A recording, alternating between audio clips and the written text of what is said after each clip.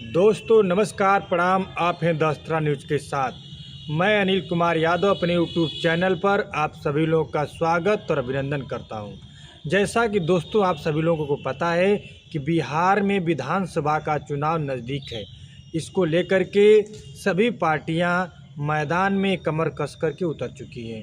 वहीं इस चुनाव को लेकर के चुनाव आयोग भी एक विशेष तरह की तैयारी कर चुका है और उस अपनी तैयारी को अमली जामा पहनाने के लिए दिशा निर्देश भी जारी कर दिए हैं और लोगों को पूरे बिहार में उतार दिया है। चुनाव आयोग जिस प्रक्रिया को संपन्न करने का काम कर रहा है उसका नाम है विशेष गहन परीक्षण। अंग्रेजी में शॉर्ट में इसे SIR कहते हैं। इस विशेष गहन परीक्षण को लेकर के पूरे बिहार में बवाल मचा हुआ है और विपक्षी पार्टियां जैसे में कांग्रेस, RJD और भी जितनी पार्टियां हैं वे सभी चुनाव आयोग की इस प्रक्रिया को गलत ठहरा रही हैं और चुनाव आयोग पर पक्षपात करने का आरोप लगा रही हैं और यही हमला बोल रही हैं करें कि ये BJP के एजेंट की तरह चुनाव आयोग काम कर रहा है। चुनाव आयोग ने दिशा निर्देश दिए थे कि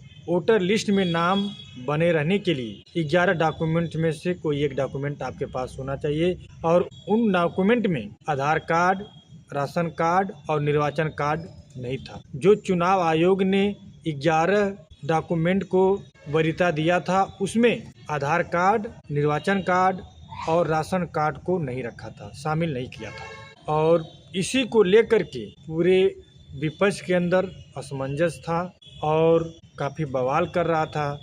यहाँ तक कि 9 जुलाई को पूरा विपक्ष बिहार बंद का ऐलान किया और सड़कों पर उतरा।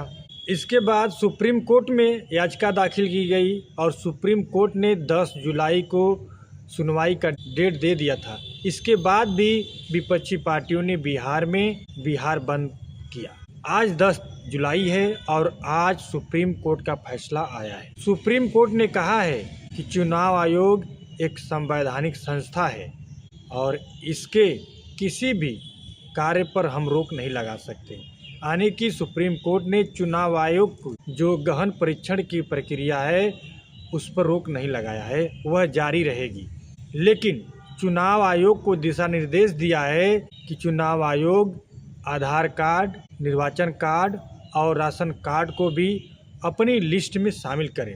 अब इस मामले की अगली सुनवाई 28 जुलाई को होगी। विशेष गहन परीक्षण यानी SIR के मामले पर सुप्रीम कोर्ट में 3 घंटे तक सुनवाई चली।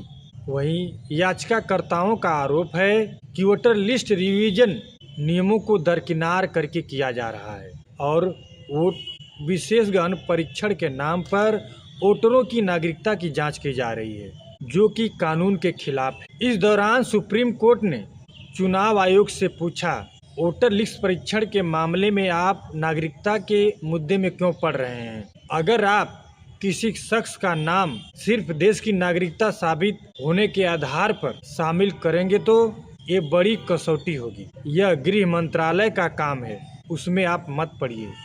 सुप्रीम कोर्ट में जस्टिस सुधांशु धूलिया और जस्टिस जय माल्या बागची की बेंच ने इस मामले की सुनवाई। दोस्तों अगर यह जानकारी आप सभी लोग को अच्छी लगी हो तो प्लीज़ चैनल को लाइक कीजिए, सब्सक्राइब कीजिए, शेयर कीजिए। नमस्कार।